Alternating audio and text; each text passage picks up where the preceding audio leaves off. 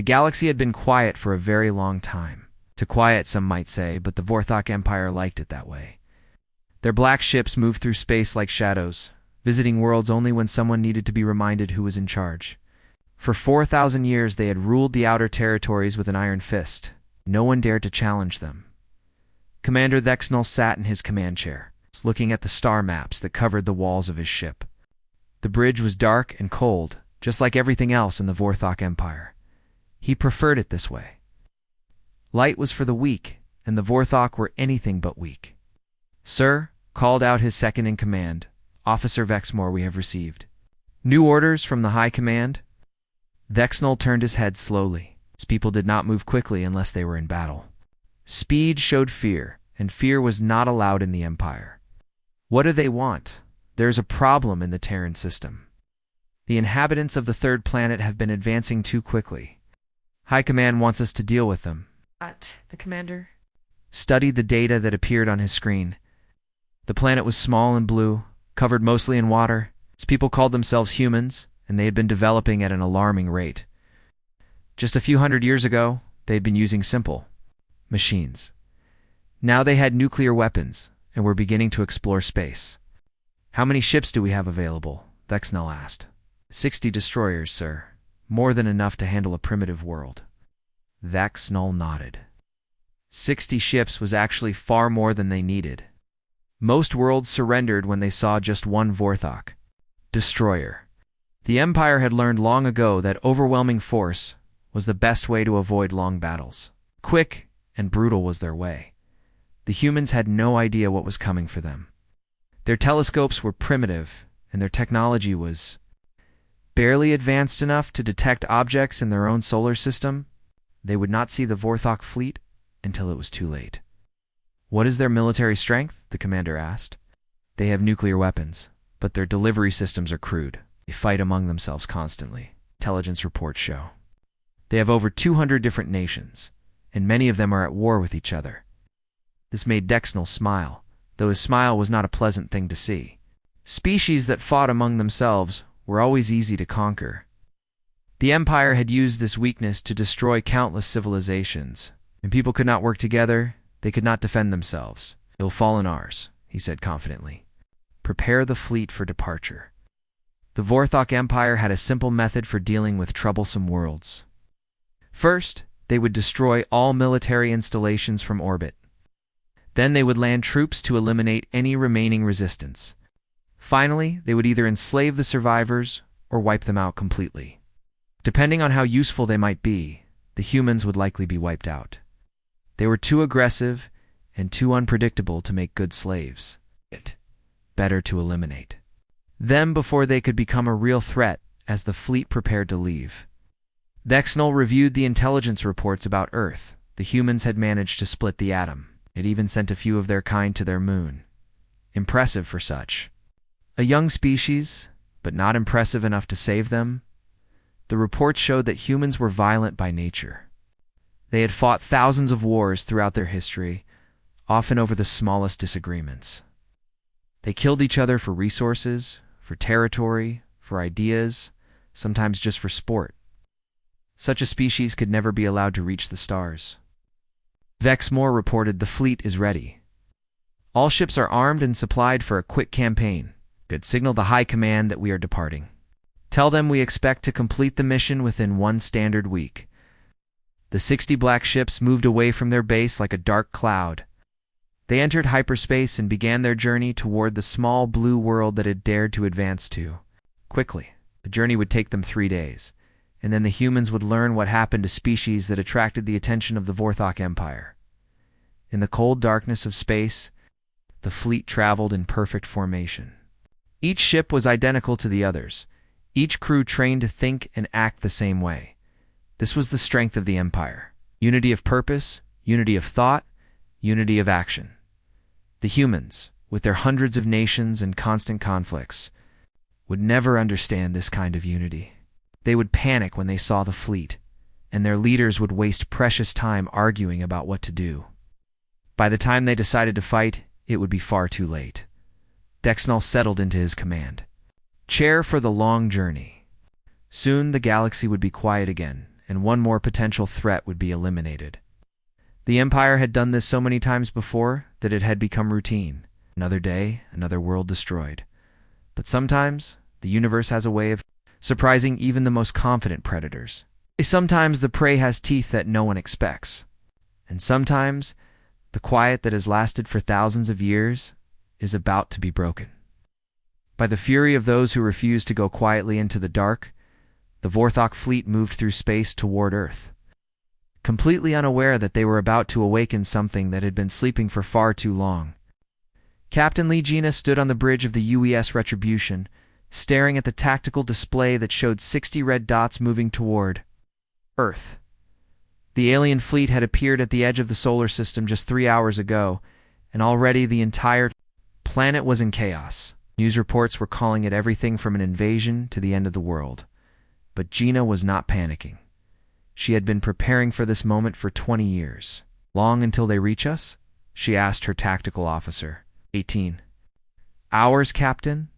They are moving at standard approach speed, probably expecting us to surrender.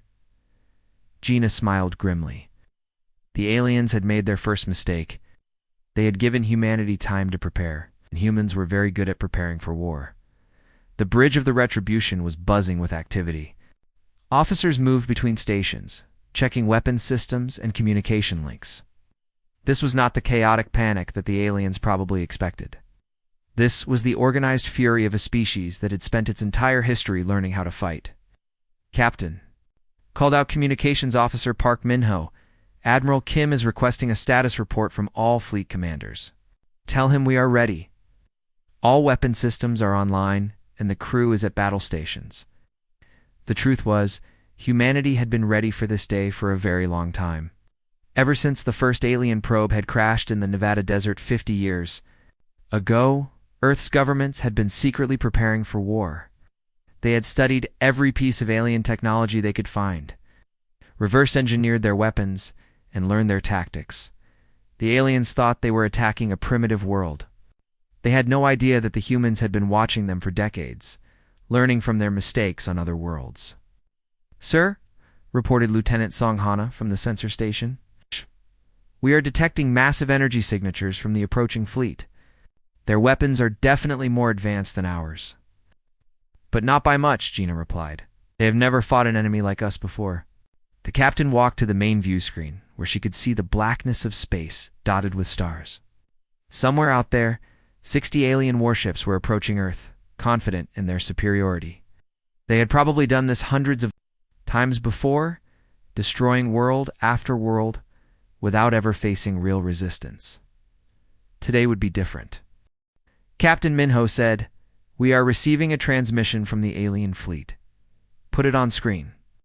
The view screen flickered and then showed the face of an alien commander. His skin was gray and leathery, his eyes were completely black, and his mouth was filled with sharp teeth. When he spoke, his voice was cold and mechanical. "I am Commander Thexnel of the Vorthok Empire. You will surrender immediately and prepare for occupation. Any resistance will result in the complete destruction of your world." Gina stepped forward, her hands behind her back. "This is Captain Lee Gina of the United Earth Space Force. Your surrender demand is rejected. You have entered our territory without permission, and we consider this an act of war." The alien commander looked confused. This was probably not the response he was used to getting. "You do not understand. We have 60 warships. You cannot possibly resist us." "We understand." "Perfectly," Gina said calmly. "You have made a mistake coming here. This is your only warning. Turn around and leave our system, or we will destroy you." The alien's black eyes narrowed. "Impossible. You are a primitive species. Your technology is inferior." "Then you should." "Have no problem proving it," Gina replied. "But remember, you were warned." The transmission ended, and the alien commander's face disappeared from the screen. Gina turned to her crew, who were all watching her with expressions of determination and pride. "All right, people," she said. "This is what we have been training for. Signal the fleet. All units to battle stations. Activate the defense platforms in the asteroid belt. Launch all fighter squadrons." The bridge erupted into controlled activity. Officers spoke quietly into their headsets, coordinating with other ships and ground-based commands. This was not the chaotic panic of a doomed world. This was the precise choreography of a species that had been preparing for war since the day they first looked up at the stars. Within minutes, the space around Earth began to come alive. Hidden weapon platforms throughout the asteroid belt powered up their systems. Stealth fighters launched from concealed bases on the Moon and Mars, and from shipyards that the aliens had never detected. More human warships began to emerge. The aliens had expected to find a defenseless world. Instead, they were about to encounter a hornet's nest. Captain reported the tactical officer. All defense systems are online. Fighter squadrons are in position. The fleet is ready for combat. Gina nodded. The moment had finally arrived. After decades of preparation, humanity was about to show the galaxy what happened when you threaten the wrong species. Open a channel. To all human forces, she ordered. Channel open, Captain. Gina looked directly into the camera, knowing that her words would be heard by every human warrior in the solar system. This is Captain Lee Gina. Today we make our stand. Today we show the universe that humanity will not bow to tyrants.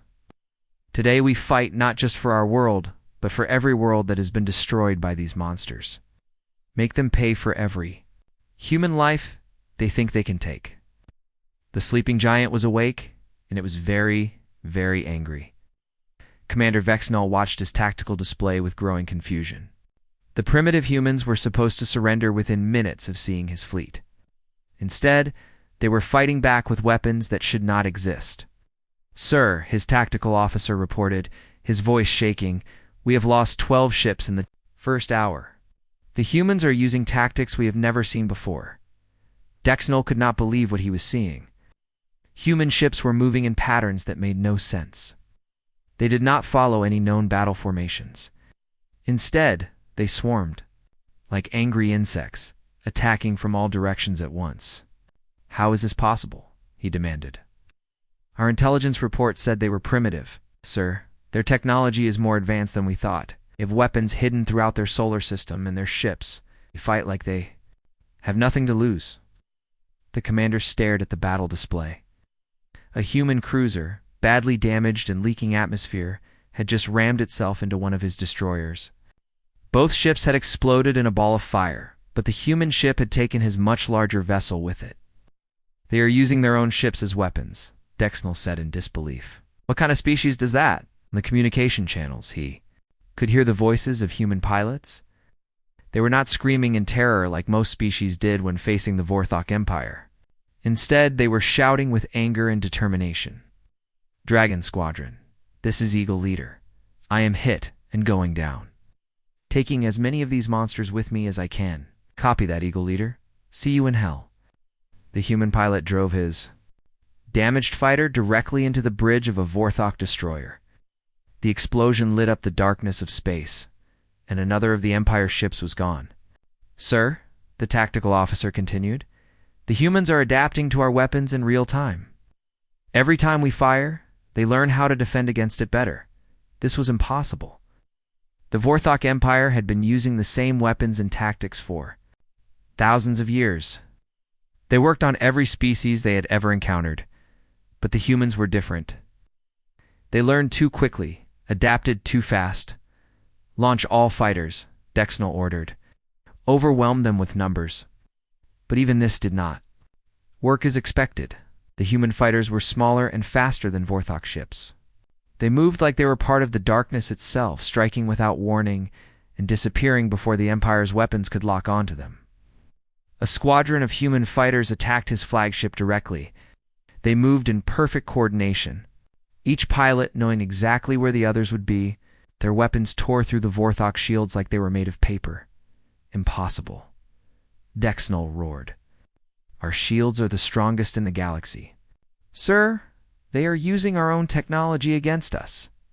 Somehow, they have learned to copy our weapons and improve them. The commander watched in horror as more of his ships were destroyed. The humans were not just fighting back, they were winning. His mighty fleet, which had conquered hundreds of worlds, was being torn apart by a species that was supposed to be primitive. Sir, incoming transmission from the human fleet. Put it on screen. Captain Lee Gina appeared on the view screen. Uniform was torn, and there was blood on her face, but her eyes burned with fierce determination. This is your last warning, she said coldly. Surrender now, and we might let some of you live. Dexnol laughed bitterly. You think you can defeat the Vorthok Empire? We have ruled the galaxy for 4,000 years. Ow. And now your time is over, Gina replied. You made a mistake coming here. We are not like the other species you have. Destroyed, we do not surrender. We do not give up. Fight until the last breath leaves our bodies. You cannot defeat us all, Dexnol shouted. Even if you destroy this fleet, the Empire will send more. Gina's smile was cold as ice. Then we will destroy them too. After that, we will hunt down every last one of your kind. We wanted to exterminate humanity. Now humanity is going to exterminate you. The transmission ended, and Dexnol stared at the blank screen. For the first time in his life, he felt something he had never experienced before. Fear. Sir, his tactical officer whispered, we have lost half the fleet. The humans are preparing for another attack. Outside the flagship, human ships were regrouping. They moved with deadly purpose, like predators preparing to strike. The commander could see more human reinforcements arriving from the outer planets. Ships he had never detected, weapons he had never imagined. They were ready for us, he said quietly. He knew we were coming, sir. What are your orders? Dexnol looked at his remaining ships. 30 destroyers against an enemy that seemed to have unlimited resources and absolutely no fear of death. The humans fought like demons, using tactics that defied all logic. Signal the fleet, he said finally. Prepare for retreat. But even as he gave the order, he knew it was too late. The humans had tasted victory, and they would not let their enemies escape. The galaxy's most feared empire was about to learn what it meant to face the fury of a species that refused to die quietly. The sleeping giant was not just awake now. It was hungry for revenge. The battle had been raging for 6 days, and Commander Dexnol's once mighty fleet was falling apart. What had started as 60 proud destroyers was now reduced to 23 damaged ships, scattered across the solar system like broken toys. Sir, his communications officer reported, we are receiving distress calls from all sectors. The humans are everywhere. Dexnol stared at the tactical display in disbelief. Human ships seemed to appear from nowhere, striking his forces and disappearing before his weapons could respond. They had bases he had never detected, reinforcements that kept coming from hidden locations throughout the system. How many ships do they have? He demanded. We don't know, sir. Every time we think we have counted them all, more appear. They seem to have an endless supply. Truth was even worse than Dexnol realized. The humans had been preparing for this war for decades. They had built secret shipyards inside asteroids, hidden weapon factories on the far side of their moon, and training bases on planets his scouts had never bothered to investigate. Sir, the flagship is being boarded. Dexnol spun around to see, his security chief running toward him. Behind the officer he could hear the sound of weapons fire and screaming. Impossible. How did they get through our shields? They used some kind of small ship, sir. They attached themselves to our hull and cut through the armor. Our soldiers are fighting them in the corridors, but the humans are. They are different from anything we have faced before. Captain Lee Gina led her boarding party through the dark corridors of the Vorthok flagship. Her marines moved like ghosts, their black armor blending perfectly with the shadows. They'd trained for this moment. For years, practicing in mock-ups of alien ships, learning how to fight in zero gravity in confined spaces. Squad 2, take the engine room, she whispered into her radio. Squad 3, head for the weapon control center. Squad 1, you are with me. We are going for the bridge. The Vorthok soldiers were twice the size of humans, but they had one fatal weakness. They had never fought an enemy that refused to surrender. For thousands of years, they had been used to enemies who gave up the moment they saw Vorthok weapons. But humans were different. They had spent their entire evolutionary history learning to fight bigger, stronger predators. They were smaller than the Vorthok, but they were faster, smarter, and completely unwilling to give up. Contact ahead, reported Sergeant Kim Day, her second in command. 6 enemy soldiers armed with energy weapons. Take them down, Gina ordered. Her Marines moved with deadly precision. They used the ship's own structure against the defenders, firing from behind corners and using the narrow corridors to prevent the larger aliens from using their numbers effectively. Within minutes, the Vorthok soldiers were dead and the humans were moving deeper into the ship.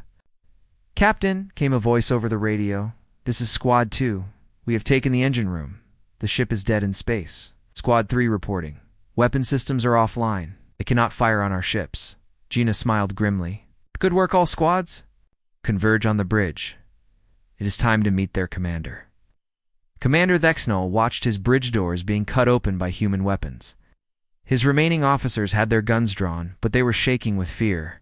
None of them had ever seen their mighty flagship invaded by enemies they had thought were primitive.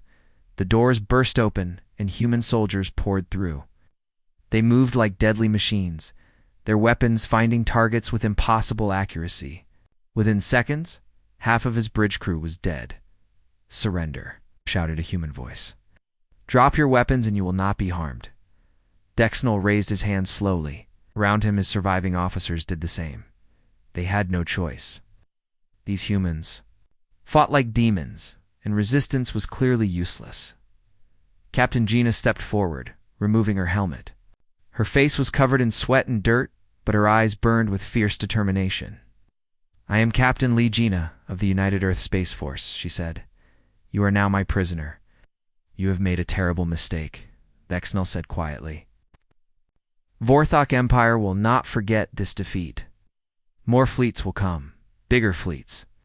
Gina stepped closer, her voice dropping to a whisper. "Let them come.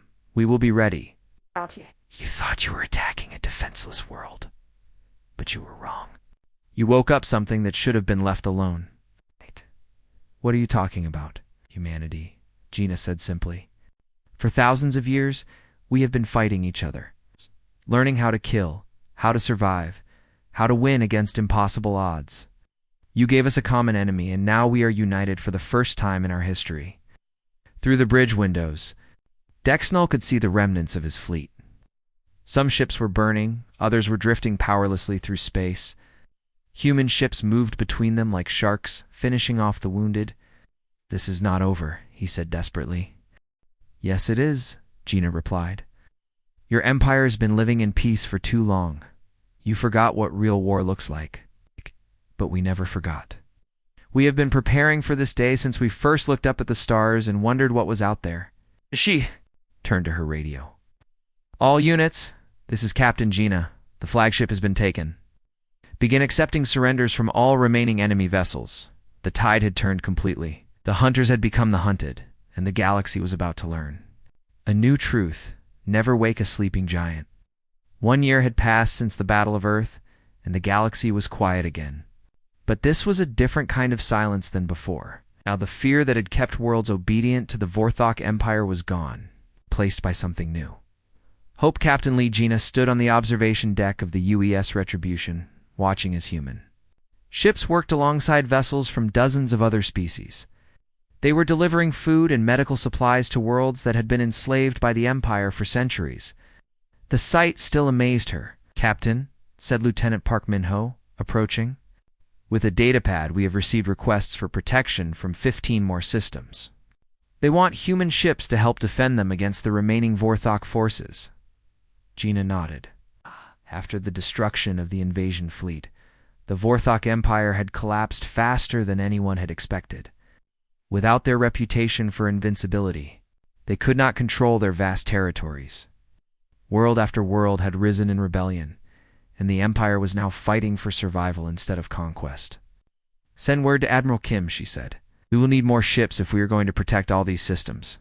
"Yes, Captain." "Also, the prisoner has requested to speak with you again." Gina sighed. Former Commander Thexnol had been asking to see her every day for the past month. A was not sure why she kept agreeing to meet with him, but something about the defeated alien commander interested her. She found him in his cell, staring out through the small window at the stars. He looked older than when she had first captured him, as if defeat had aged him decades in just 1 year. "You wanted to see me?" she asked. "I have been thinking about what you said," Thexnol replied without turning around. about humanity being united for the first time. I am beginning to understand what that means. Oh, and what do you understand? He turned to face her, and she was surprised to see something like sadness in his black eyes. We created our own enemy.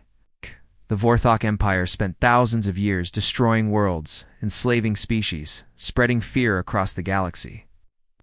We were creating order, but we were really creating something else. What was that? A reason for everyone to hate us? And when humanity showed that we could be defeated, all that hatred turned into action. We gave the galaxy a common enemy, and that enemy was us. Gina sat down across from him. Is that why you keep asking to see me? To discuss philosophy? No, Dexnull said quietly. I want to understand why you fight so hard for people you have never met. Your species could have stopped after defeating our fleet. You could have focused on defending your own world. Instead, you are helping strangers across the galaxy. Why? Gina was quiet for a long moment. It was a question she had asked herself many times. Because someone has to, she said finally. The universe is huge and cold and full of bullies who think being strong gives them the right to hurt others. But they are wrong. How are they wrong? It's because strength without compassion is just cruelty. It always creates its own enemies. You ruled through fear, but fear never lasts forever. Eventually, someone always stands up to the bully. Dexnull nodded slowly, and humanity was that someone. This time, yes. But if we had not been here, it would have been someone else eventually. The galaxy is full of good people who just needed someone to show them that the Empire could be beaten. Through the window, they could see a convoy of ships approaching. Some were human vessels, but most belonged to other species. Former slaves of the Empire now working together to rebuild their worlds. What will happen to my people? Dexnull asked. That depends on what they choose to do, Gina replied. The ones who surrender and help rebuild what they destroyed will be given a chance to start over. The ones who keep fighting will be defeated, and the Empire is finished. Not because we destroyed it, but because the idea of the Empire is dead. No one believes in it anymore. Your people will have to learn to live as equals instead of rulers. Dexnull was quiet for a long time. Finally, he spoke again. I have been receiving communications from other Vorthok commanders. They want to know how to fight you, how to defeat humanity. And what do you tell them? That they cannot? Not because your weapons are better, though they are. Not because your ships are faster, though they are. They cannot defeat you because you fight for something more than conquest. You fight for each other. Gina stood up to leave. Is that what you wanted to tell me? No, Dexnull said. I wanted to tell you that I was wrong. I spent my whole life believing that the strong should rule the weak, but I was wrong. The strong should protect the weak. That is what makes them truly strong. As Gina walked back to the bridge, she thought about the alien commander's words. The galaxy was still full of dangers, and there were still those who would try to rule through fear. But now they knew that someone would always stand up to them. Silence that had once been enforced by terror was now maintained by vigilance. And somewhere in the vast darkness of space, human ships continued their endless patrol, making sure that silence was never broken by the cries of the oppressed again.